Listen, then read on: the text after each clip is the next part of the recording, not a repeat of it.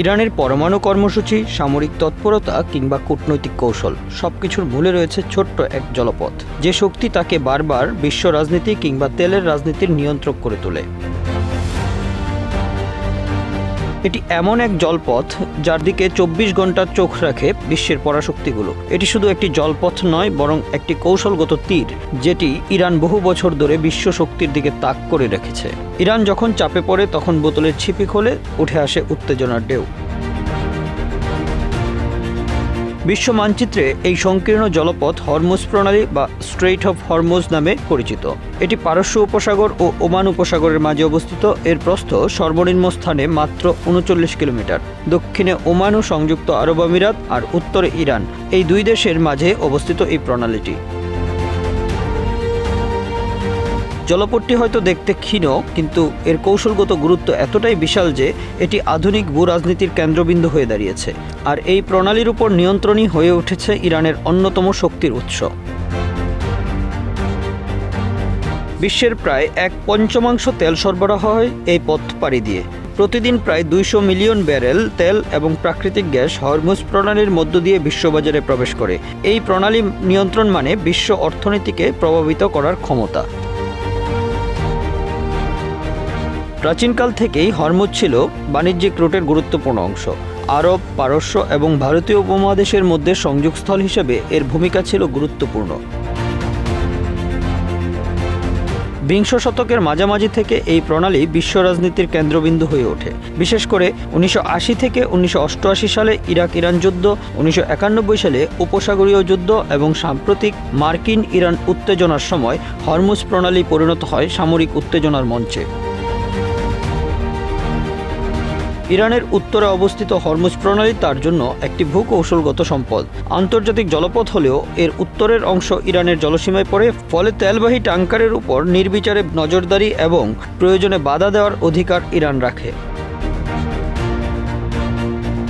বিশ্বজুড়ে কৌশলগত বিশ্লেষকরা এই অঞ্চলকে চেনেন চোক পয়েন্ট হিসেবে, অর্থাৎ এটি এমন এক জায়গা যেখান দিয়ে বিশাল পরিমাণ পণ্য চালান করতে বাধ্য এবং যা একপেশে নিয়ন্ত্রণের আওতায় এলে বিশ্ববাজারে বিশৃঙ্খলা সৃষ্টি হতে পারে। ইরান বহুবার হুমকি দিয়েছে যে যদি তাদের উপর মার্কিন নিষেধাজ্ঞা বা সামরিক চাপ বাড়ানো হয় তাহলে তারা হরমুজ প্রণালী বন্ধ করে দেবে। ইরানের রেভলিউশনারি গার্ড হরমুজ প্রণালীতে রয়েছে সর্বোচ্চ তৎপরতায়। তারা আধুনিক ক্ষেপণাস্ত্র, ড্রোন, সাবমেরিন এবং দ্রুতগামী নৌযানের মাধ্যমে এই অঞ্চলকে কার্যত একক আধিপত্যে কায়েম করেছে। ২০১৯ সালে ব্রিটিশ পতাকাবাহী একটি তেলবাহী জাহাজকে আটক করে ইরান। এর মাধ্যমে তারা দেখিয়ে দেয় এই প্রণালীর নিয়ন্ত্রণ কাদের হাতে। ইরান জানে এই প্রণালী শুধু সামরিক নয়, বরং একটি অর্থনৈতিক অস্ত্র। পশ্চিমা নিষেধাজ্ঞা ও আন্তর্জাতিক চাপে জর্জরিত ইরান যখনই চাপে পড়ে তারা হুমকি দেয় এই প্রণালী বন্ধ করার। এই হুমকি বিশ্ববাজারে তেলের দাম বাড়িয়ে দেয়, ফলস্বরূপ ইরান পায় অপ্রত্যক্ষ অর্থনৈতিক লাভ। অনেক বিশ্লেষক বলছেন হরমুজ প্রণালী ইরানের কাছে একটি ভৌগোলিক ব্ল্যাকমেইলিং টুল। মার্কিন যুক্তরাষ্ট্র এবং তার মিত্র রাষ্ট্রগুলো যেমন সৌদি আরব, সংযুক্ত আরব আমিরাত এবং ইসরায়েল দীর্ঘদিন ধরে হরমুজ প্রণালীতে ইরানের প্রভাব নিয়ে উদ্বিগ্ন।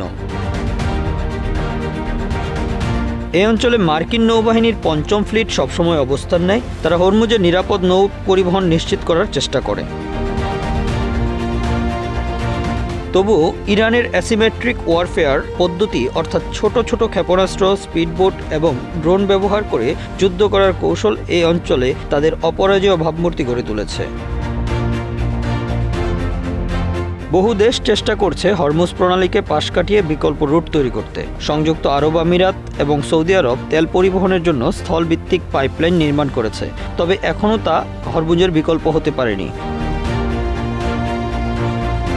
বিশেষজ্ঞদের মতে যতদিন না তেলের চাহিদা কমে বা বিকল্প শক্তির উৎসে বিশ্ববাজার নির্ভর করে, ততদিন হরমুজ প্রণালী থেকেই ইরান তার শক্তি বজায় রাখবে। ইরানের পরমাণু কর্মসূচি, সামরিক তৎপরতা বা কূটনৈতিক কৌশল সবকিছুর পেছনে হরমুজ প্রণালীর ভূমিকা সুস্পষ্ট।